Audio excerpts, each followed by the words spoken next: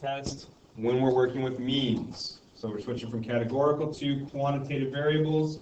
So we're going to talk about means. Now, if we think back to confidence intervals with means, what was different between confidence intervals for means and confidence intervals for proportions?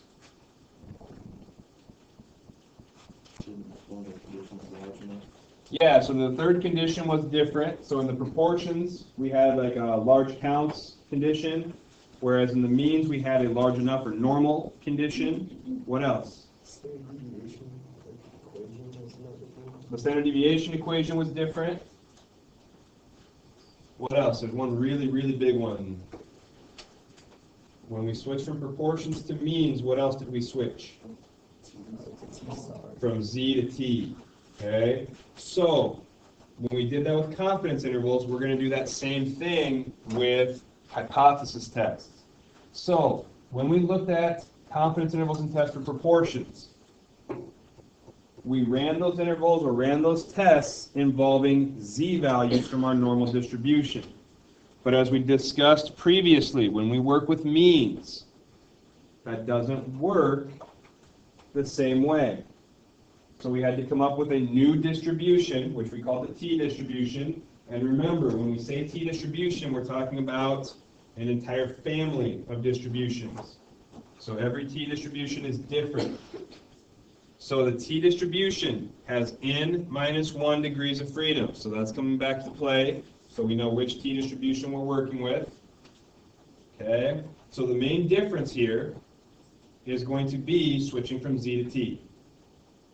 Okay? Everything else about it is going to be just like what we would expect, but instead of Z, now we're working with T. Now, on the very rare occasion where a problem gives you the population standard deviation, so if a problem actually says sigma, so they use that notation, which means the population standard deviation, then you could use your normal distribution for your calculations, which means you use Z.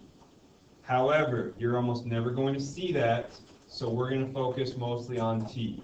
So how to work things out involving the T distribution with n minus 1 degrees of freedom. So, kind of like with the proportion test, we're going to kind of do this in two parts. We're going to kind of do an example as we go. So here's what the example is. Here's our first step and what it looks like. Here's the next step, what it looks like, and so on. So if you wanted to kind of do the columns on your notes again, and kind of keep track of the two as we go, that might be beneficial. So a test for a mean might look something like this. The company claims to have developed a new AAA battery that lasts longer than its regular AAA batteries. Based on years of experience, the company knows that its regular batteries last for 30 hours of continuous use on average. An SRS of 15 new batteries lasted an average of 33.9 hours with a standard deviation of 9.8 hours. Do these data give convincing evidence that the new batteries last longer on average than the old? Okay? So we're comparing two sets of batteries, the old batteries and these new batteries, which they suspect are better. Okay? So, if we're running a test, the steps to running the test for means is exactly the same as running for proportions. So what's the first thing we would want to do? Hypotheses. So we're going to start with our hypotheses. So in this particular setting, what would our hypotheses look like? What would our null hypothesis be? Okay, and what is equal to 30 hours? The mean, which is mu. Okay, so we're talking about a population mean. So mu would be 30 hours. So we're going to assume these new batteries work for 30 hours. Unless we can find evidence in favor of our alternative, which would be that they last longer, so mu would be greater than 30 hours. Okay? So our first step would be to state our hypotheses. So the null hypothesis is that mu equals 30 hours. The alternative hypothesis is that mu is greater than 30 hours. Make sure, one of the other things we kind of change as we go here, since we're working with means, we're going to have units in most of our problems, so make sure you put units in your hypotheses. And then again, I would always suggest defining the parameter. So define mu. So in this case, mu would represent the true mean lifetime of the new AAA batteries. So when we say mu equals 30 and mu is greater than 30, we're talking about the mean lifetime of the new batteries would be 30 or more than 30. Okay? So we have our hypotheses. Once we have those, the next thing we would do is check the conditions. So our conditions would be what? Random, 10%,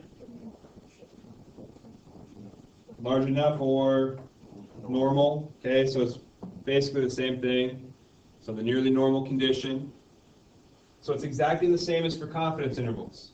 We have to have a random sample, or we have to have data from a randomized experiment. For the 10%, the sample must be less than 10% of the population. And then again, that normal condition has 3 different parts to it. So if our distribution is already normally distributed, then we don't care about sample size. So if they tell us our distribution's normal, we don't have to worry about sample size. We can proceed no matter what. If they don't tell us that our distribution is normal, then the next thing we look for is a sample of at least 30.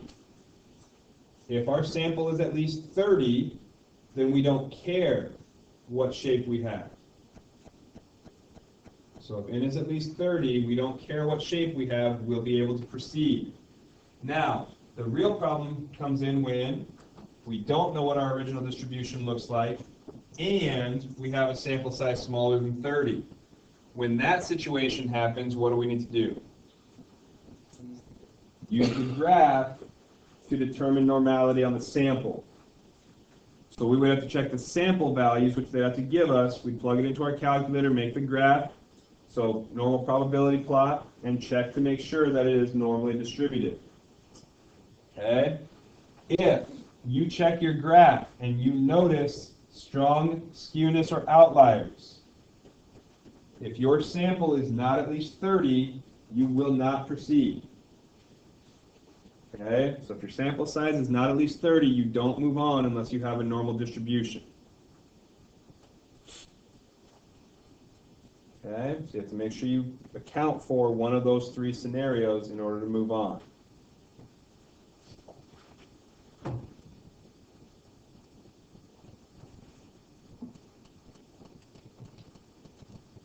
Okay.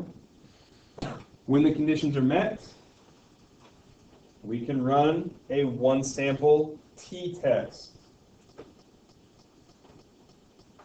So instead of running a z-test like we did for proportions, now we're working with a different distribution, so we want to run a one-sample t-test. Okay? So, if we look at our problem, let's think about our conditions. So they said they took an SRS of 15 new batteries. Good there. 15 would definitely be less than 10% of all the batteries they would produce, right? And then for the third one, they didn't actually mention whether there was a normal distribution or not, and our sample size is only 15, which is not at least 30, so we have to have either the data to check a graph of, or one of the other things they might do is actually give you a graph. So they might just say, without giving you the data, here's a graph, so you can make your conclusion based on that. So they used an SRS, 15 was less than 10%. We have a normal probability plot for the 15 randomly selected batteries. And if we look at it, while we do see some waves in there, overall it's fairly linear. Which means for the most part it would be fairly normal. If it's linear but has outliers, would you still use it? No. If you catch outliers in there and you have a sample size less than 30, then you would not want to proceed. Okay. So, once the conditions are met, we can go through and start our calculations. So we're going to talk about how to do the calculations using the formula, and we'll go through the same process using your calculator so you know how to do both methods. So, just like before, once our conditions are met, we need to find the mean and standard deviation of our distribution. So for means, the mean of our distribution will be our hypothesized mean. So it'll be 30 hours. The standard deviation of our distribution will be the sample standard deviation divided by the square root of the sample size. So in this case, 9.8 divided by the square root of 15. So we have a t distribution that has a mean of 30 hours and a standard deviation of 2.53 hours. The other thing we have to account for, since it's a t distribution, is that the degrees of freedom we're working with would be 14, so 15 minus 1. So as soon as our conditions are checked, we calculate mean and standard deviation and degrees of freedom. Know all three pieces. Okay? Once we have that, we go through the same process we did with proportion. So our next step would be to calculate our test statistic. Now you don't have to write this down because this is the exact same formula we use with proportions. That's why we use the general formula. It works for anything. So our test statistic in this case would be what? T. With proportions, this was our z-score. With means, that's going to be our t-score. So the statistic would be our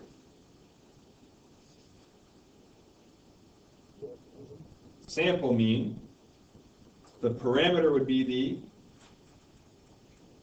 the actual mean, the hypothesized mean, right? And then our standard deviation was what we just calculated in the last step. Okay? So when we're working our t distribution, it's the exact same idea. Sample minus hypothesis divided by standard deviation.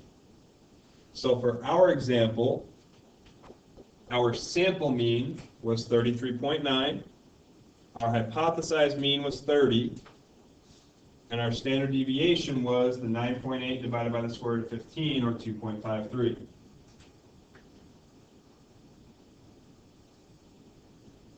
So we get a t-score of 1.54. Now, when we ran proportions and we calculated our z-score, what was our next step?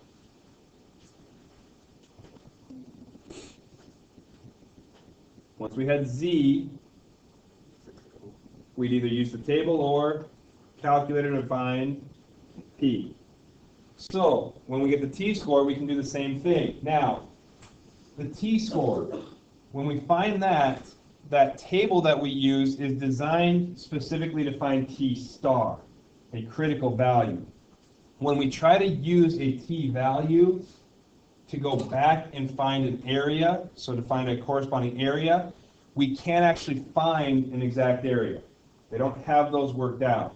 And so the process is really kind of more involved than we really want to deal with at this time. So you'd have to find that specific point somewhere within the degrees of freedom row, and that's going to give you a range of p-values that you could possibly have. And that's not really what we want. So when we have a t-value, we're going to use our calculators to calculate our p-value. So once you get your t-value, you're going to go into your calculators. Now we're going to calculate this exactly like we would if we had z. We're just going to be using a different formula in our calculator, a different function. So once you have your t-score of 1.54, in your calculator you go to your second bars.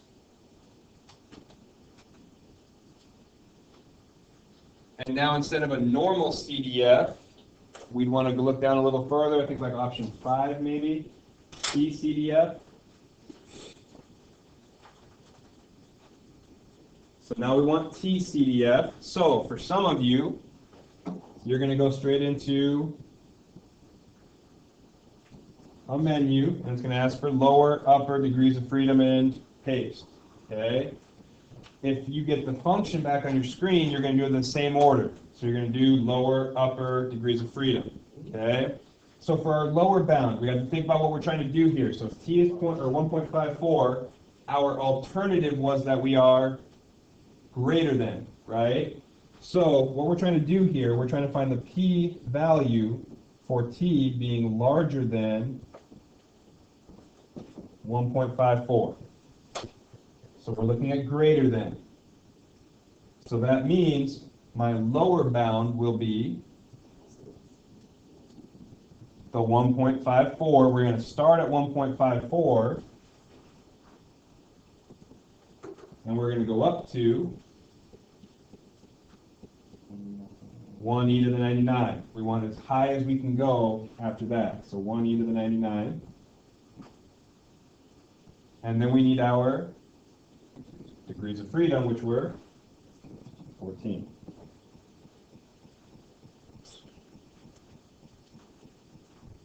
Okay. So TCDF, lower bound, upper bound, degrees of freedom. So since we're going greater than, we started our t-score 1.54 up to 1 e to the 99, 14 degrees of freedom. And what do we get for a p-value then?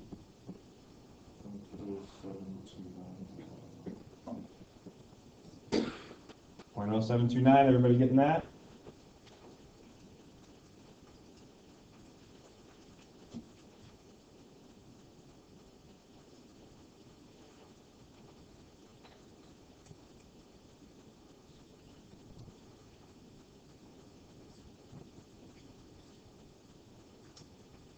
Okay, so I get 0.0729. So if you're not getting that, we might need to talk later, make sure we figure out what you're doing wrong. Okay, so 0.0729. Now, once we have our p-value, what do we do?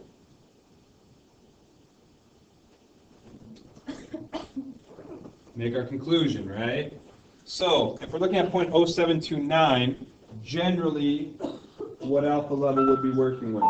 Excuse me, please. Yes. Send Blake Hamill to the office. He is leaving. Okay. Thank you.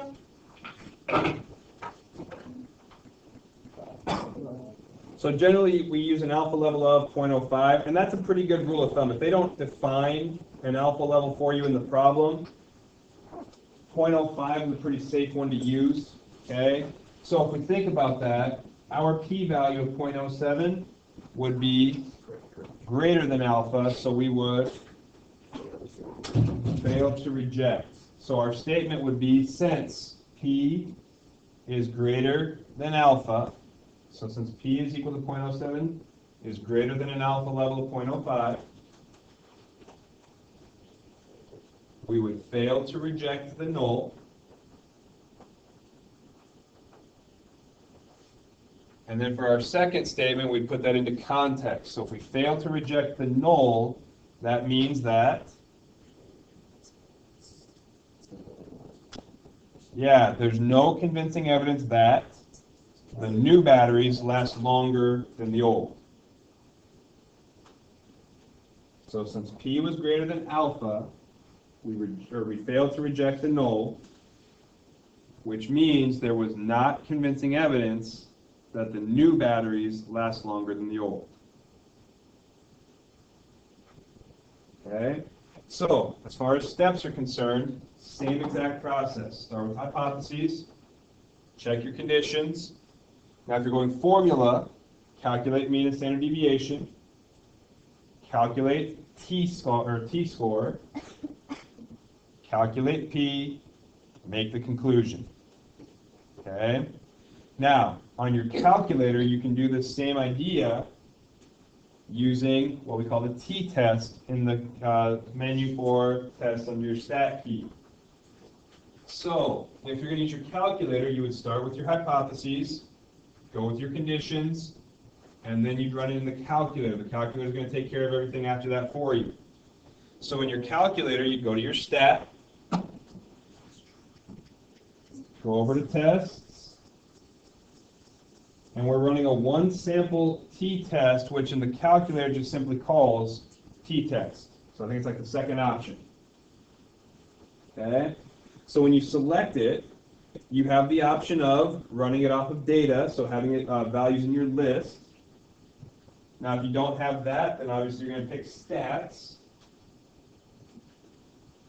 So when you highlight stats and hit enter, then it's going to ask for the specific pieces. So the first thing it asks for is mu. So what was our hypothesized mean? 30. So we plug in 30. Then it asks for x bar. That's our sample mean, and our sample mean was 33.9. Now, then it asks for standard deviation. Now, that is not standard error. Standard error was the standard deviation divided by square root of n. We want the actual sample standard deviation, which was 9.8. So don't get those two confused. When it asks for Sx, it's asking for the actual reported standard deviation from the sample. So you plug in 9.8, then what? So n would be 15 in this case. And then it asks for? Yeah, the greater than, less than, not equal to. So in this case, we ran greater than. So you select that option and actually hit enter. Don't forget to do that. Otherwise, it just goes back to whatever it was originally on. And then calculate.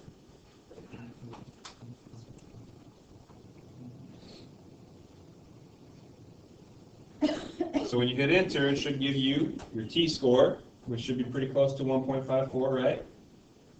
It should also give you the p-value, which should be pretty close to the 0.0729. And then what else does it give you? Does it give you like degrees of freedom?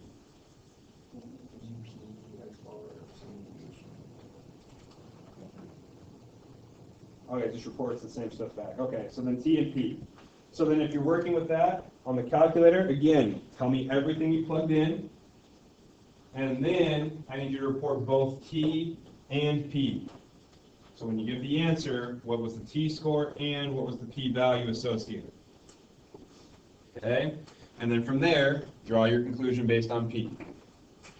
So as far as homework is concerned, formula or calculator doesn't matter which you use as long as you're showing me everything you do. What's the 2.5 again? Is that standard error? That's standard error. It is standard error? Yep. So that's our standard error, which was, so this is calculated by doing Sx over the square root of it.